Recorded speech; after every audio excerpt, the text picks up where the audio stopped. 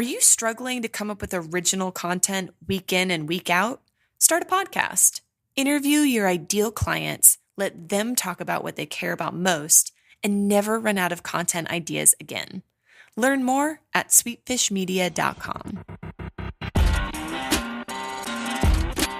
You're listening to the B2B Growth Show, a podcast dedicated to helping B2B executives achieve explosive growth. Whether you're looking for techniques and strategies or tools and resources, you've come to the right place. I'm James Carberry. And I'm Jonathan Green. Let's get into the show. Welcome back to the B2B Growth Show. We're here today with David Kerr. He is the CEO at Octiv. David, how are you doing today? James, I'm great. Having a great day. I'm looking forward to chatting with you today, David. We're going to be talking about consistency in our marketing, particularly internal documents as well as external documents. And this is a very granular topic that we haven't talked about before. And so I'm excited to talk about the impact that it can have on the business whenever you don't do this right. And obviously when you do it right, the positive impact that it can have. But before we do that, I'd love to give a little bit of context for our listeners. Can you explain what you and your team are up to over there at Octiv? Absolutely. First of all, thanks, James, for having me on.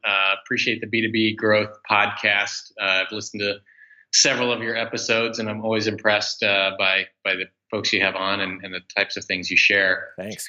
Octiv, just very straightforward. We help sales teams at some of the largest companies in the world create, share, sign, and store documents. And these documents typically are going to be around sales proposals. They can be around sales presentations, or they can be around contracts. So that oftentimes leads us to bleed into legal and compliance and a couple of these other areas. So we're automating these document workflows. And we integrate with a variety of back-end systems. So with CRM, with CPQ, with ERP, or a whole variety of other systems that help inform and shape these documents to ensure that they're the right type of document at the right place for that salesperson, and then ultimately for the prospect or for the customer. I love it. All right, David. So, as we were talking offline, we mentioned that as we're talking about this idea, I think we're going to spend the first part of our chat talking about is the consistency of your internal marketing. Talk to us about why this is something that people need to be paying attention to. Sure. So we work with, as I mentioned, a number of large enterprise customers, some in that Fortune 100, some in that Fortune 10. And I was struck. I never thought this was that meaningful a part of what we did. I always thought it was around time savings and these types of things for salespeople. And I was struck by this Fortune 10 company that they came to us, and you would think that they would have everybody in lockstep with their logo and their brand that's been around for years and years and years. And they had actually attached a financial number to the inconsistency in their branding when they had teams sending out proposals that might be for tens of thousands or it might be for tens of millions of dollars. Wow.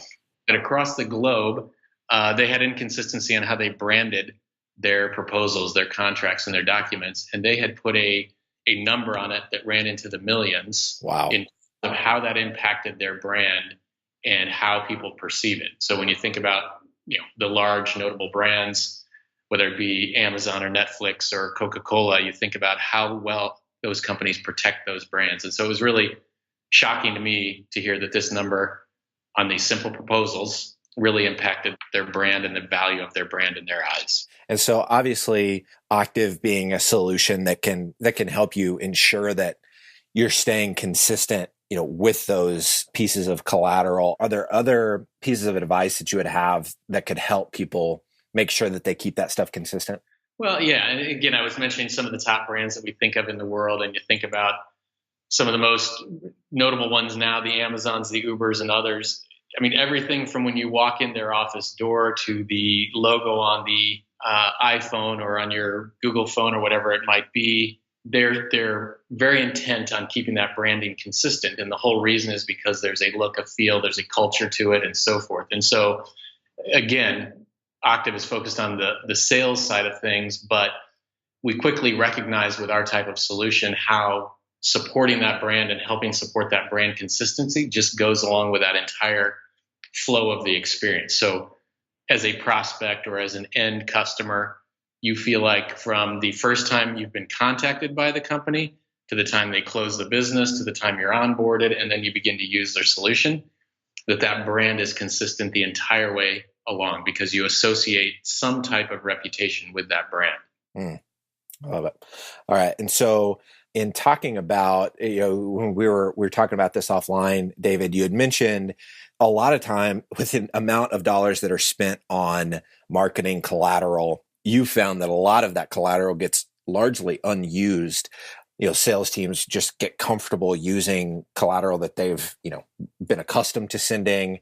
Talk to us about the problem and then how we can go about making sure that doesn't happen moving forward. Sure. And a couple of things. So one, just an example, and then I'll come back to the broader question as well.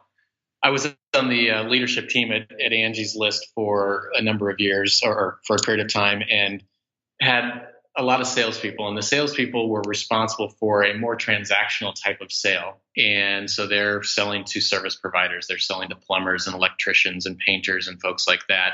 And on the sales team, I was always struck by it would take one person 15 minutes to create a proposal, and they might use the old logo because that's what they had in their presentation. And another person might take 45 minutes, but they might use the new logo because they're seeing what marketing's doing and they're going out and accessing it and availing themselves of it.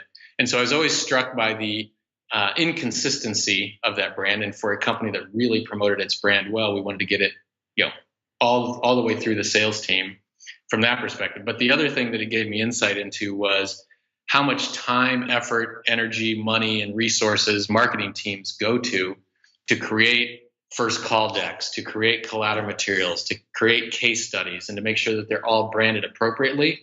And often salespeople revert to their comfort zone. What is it that they've got on their laptop when they're on the plane that they can pull up real rapidly and just attach to an email, or that has always worked for them, so they're not going to use the new marketing things that have been used. And so you just find a lot of this almost like a rogue nature, and it's not necessarily the fault of the salespeople. It's because they haven't had the tools to maintain and drive that consistency.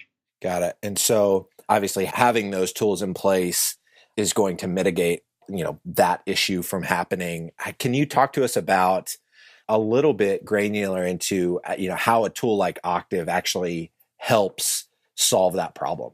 Sure. Yeah. And obviously I want to promote and be proud of Octiv, but just kind of trying to be a little bit more generic here as you look across the sales tech stack and you think about whether it's dialing solutions or you think about account-based marketing solutions or you think about other types of solutions like Octiv that might be presentation software and so forth.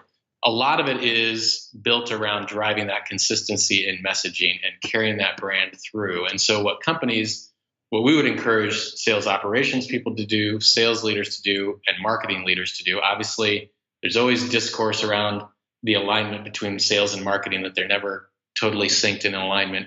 We think marketing tech as well as sales tech can help drive that alignment because it makes it easier, it makes it simpler, it makes it just essentially the click of a button when you're using these types of sales technologies to drive that consistent messaging, to drive that consistent branding.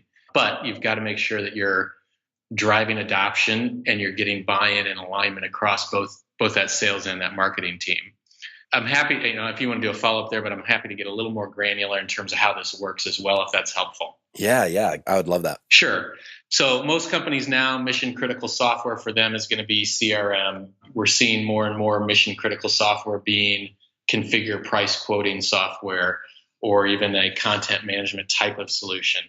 So typically, you're going to see marketers pull their materials together, and they're going to put them into some type of repository, and they're going to hope, which is not usually a good strategy, but they're going to hope that salespeople will go to that repository, or they will pull up the latest type of collateral material, or pull up the latest logo or style guide, for that matter, for their proposal to make sure they're using the right font and the right color and these types of things.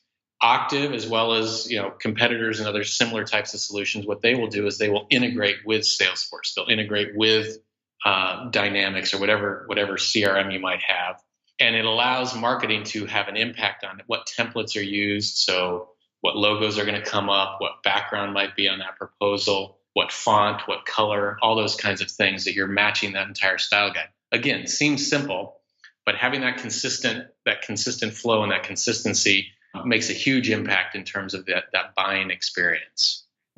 I'm hearing more and more people talk about the need to make sure that every element of the customer's buying experience is excellent. And so that's obviously a key part of it.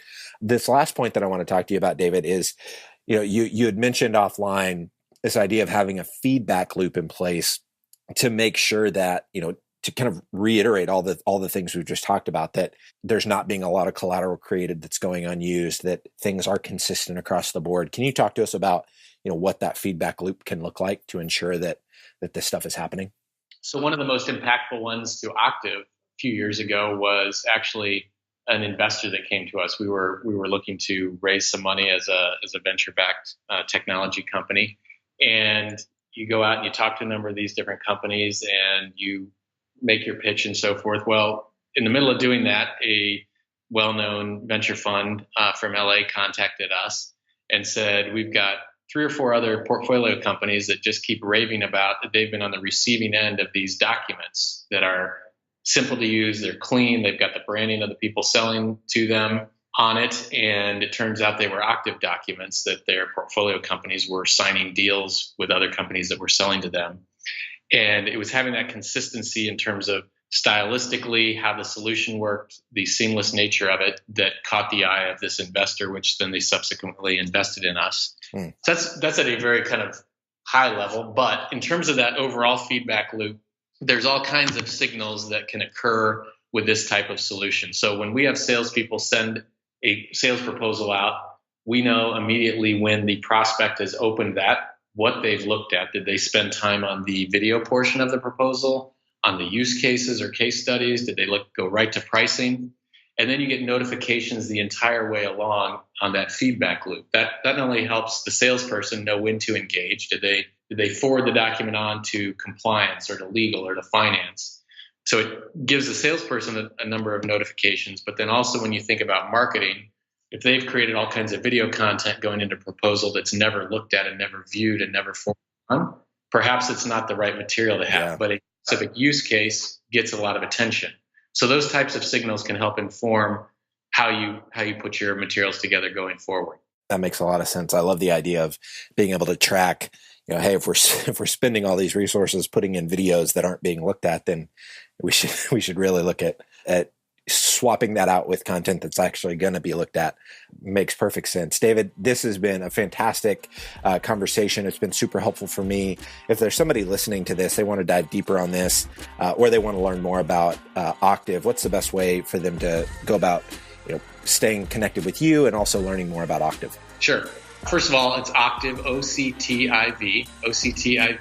So you can go to octiv.com, LinkedIn, you can just find us at Octiv. Twitter is Octiv Inc., INC. We're on Facebook, we're on Instagram as well. And then folks are welcome to reach out to me as well at LinkedIn, David Kerr, Kerr. Love it. Awesome, David. Well, thank you so much for your time today. This has been fantastic, so I really appreciate it. Great. Thanks so much, James.